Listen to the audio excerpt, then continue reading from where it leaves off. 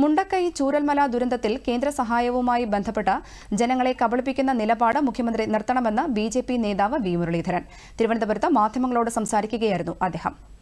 July 30 നടന്ന ദുരന്തത്തിന്റെ post disaster need assessment report സംസ്ഥാന സർക്കാർ നൽകിയത് ഈ മാസം 13-നാണെന്നും വി മുരളീധരൻ പറഞ്ഞു.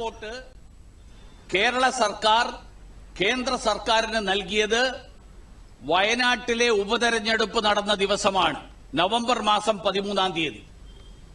ജൂലൈ മാസം 30-ാം തീയതി നടന്ന ദുരന്തം, ആ ദുരന്തത്തെ സംബന്ധിച്ചിട്ടുള്ള റിപ്പോർട്ട് നവംബർ മാസം 13-ാം തീയതി നൽകിയതിന് ശേഷം കേന്ദ്രം സഹായിക്കുന്നില്ല, കേന്ദ്രം അർഹമായിട്ടുള്ളത് തരുന്നില്ല എന്ന് പറഞ്ഞ് 19-ാം തീയതി ഹർത്താൽ നടത്തിയ ആളുകൾ ജനങ്ങളെ കബളിപ്പിക്കുന്ന ഈ സമീപനം ഇനിയെങ്കിലും അവസാനിപ്പിക്കണം.